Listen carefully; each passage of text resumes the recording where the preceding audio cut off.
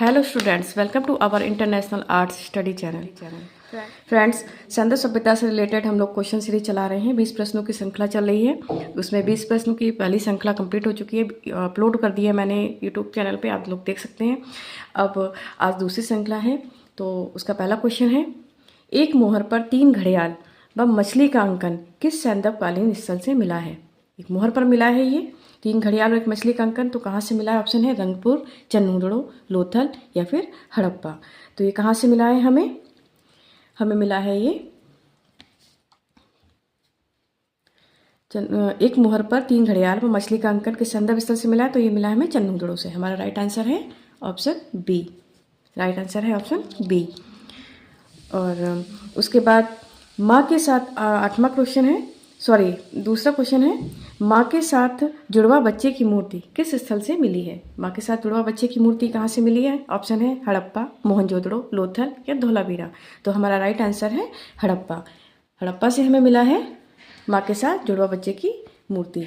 ये हड़प्पा सैंदव स्थल का खोजा गया सबसे पहला स्थल है, इसीलिए सैंदव सभ्यता को हड़प्पा सभ्यता भी कहते हैं। दूसरा प्रश्न है हमारा, एक श्रृंगी वृषभ की मूर्ति जो टेराकोटा में बनी हुई है, ये कहाँ संग्रहित है, कहाँ रखी हुई है? ऑप्शन है राष्ट्रीय संग्रहालय नई दिल्ली में, इंडियन म्यूजियम कोलकाता में, NGMA यानी कि राष्ट्रीय आधुनिक कला संग्रहालय नई दिल्ली, ये भी नगमा कहते हैं इसे, NGMA यानी कि national gallery of modern art, national gallery of modern art, ये कहाँ पर है? ये भी दिल्ली में दिल्ली में ही है। और डी ऑप्शन है ब्रिटिश संग्रहालय लंदन। तो एक श्रृंगी वृषभ की मूर्ति है, ये कहाँ पर मिली है हमें? तो ये मिली है हमें इंडियन म्यूजियम कोलकाता में रखी हुई है। मिली नहीं है, मिली तो कहाँ से है? हड़प्पा से, लेकिन रखी कहाँ है, संग्रहित कहाँ है? तो कहेंगे इंडियन म्यूजियम कोलकाता में। हमारा अगला क्वेश्चन है, सैंदव सभ्यता का कौन सा नगर पूर्ण विकसित नगरों में नहीं आता है? पूर्ण विकसित नगरों में कौन सा नहीं आता है? ऑप्शन है लोथल, हड़प्पा, मोहनजोदड़ो या राखीगढ़ी। तो कौन सा नगर है जो पूर्ण विकसित नगरों की श्रेणी में नहीं आता है? तो हमारा राइट आंसर है डी। राइट आंसर है डी यानी कि राखीगढ़ी। राखीगढ़ी हड़प्पा सभ्यता का जो स्थल है, ये पूर्ण विकसित नगरों की श्रेणी में नहीं आता है, जबकि मोहनजोदड़ो, लोथल और हड़प्पा ये पूर्ण विकसित नगरों में आते हैं।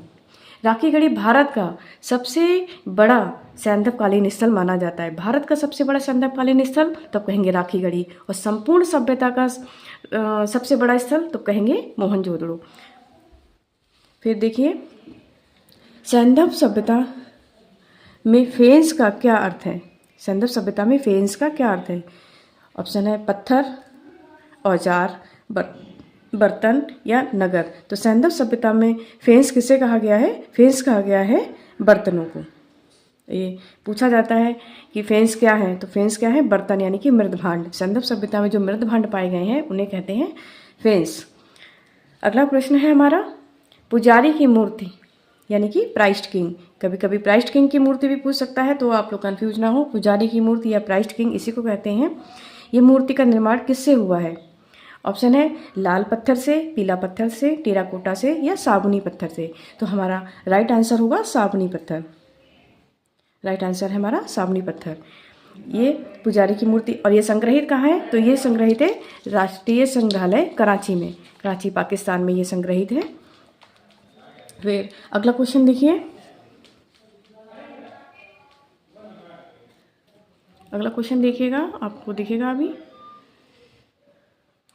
सैंदव वासियों का सबसे विशिष्ट स्थापत्य का उदाहरण क्या मिलता है? सैंदव वासियों ने सबसे विशिष्ट स्थापत्य यानी कि क्या बनाया था सैंदव वासियों ने? तो ऑप्शन है अन्नागार, स्नानागार, सभाधान या नालियाँ। तो सैंदव वासियों के सबसे विशिष्ट स्थापत्य है वह क्या है? स्नानागार है। स्नानागार बहुत ही सुचारू रूप से, बहुत ही व्यवस्थित तरीके से बना हुआ था। और अगला प्रश्न है, कौन सा स्थल हॉर्स पैस्टर्न के पहले अवशेषों को दर्शाता है? मीन्स हॉर्स के साक्ष्य, घोड़े के साक्ष्य हमें कहाँ से मिले हैं? तो ऑप्शन है लोथल, कालीबंगा, सुरकोटदा या हड़प्पा। तो कहाँ से मिले हैं? ऑप्शन सी हमारा राइट आंसर है, सुरकोटदा से। घोड़े के अस्थियों के साक्ष्य मिले हैं सुरकोटदा से। सुरकोटदा कहाँ है? गुजरात में। अगला क्वेश्चन है, हड़प्पा सैंदव लिपि को किस नाम से जाना जाता है? हड़प्पाई जो सैंधव लिपि है उसे किस नाम, हड़प्पा या फिर सैंधव लिपि को किस नाम से जाना जाता है? ऑप्शन है पिक्टोग्राफी, हायरोग्लिफ, क्यूनिफॉर्म या फिर पेट्रोग्लिफ। तो सैंधव लिपि को किस नाम से जाना जाता है? तो हमारा राइट आंसर है हायरोग्लिफ। सैंधव लिपि को किस नाम से जानते हैं? हायरोग्लिफ। फिर अगला क्वेश्चन है हमारा, अगर हायरोग्लिफ ऑप्शन में नहीं दिया है, पिक्टोग्राफी, क्यूनिफॉर्म, हायरोग्लिफ, पेट्रोग्लिफ, तब हमारा राइट आंसर माना जाएगा हायरोग्लिफ। अगर हायरोग्लिफ ऑप्शन में नहीं है तब हमारा आंसर क्या होगा? पिक्टोग्राफी। ठीक है। अगला क्वेश्चन है, कौन सा सैंधव स्थल सिंधु नदी के तट पर स्थित नहीं है? सिंधु नदी के तट पर कौन सा स्थल नहीं है ये बताना है।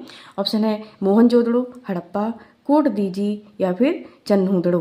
तो हड़प्पा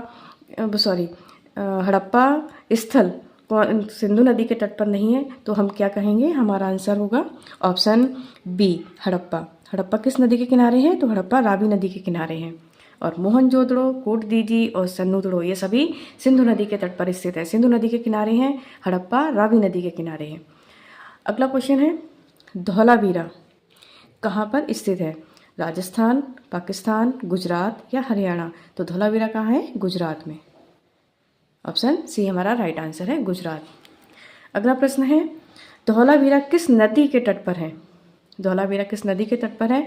ऑप्शन है मनसर या मनहर, लूनी, भोगवा या घग्गर।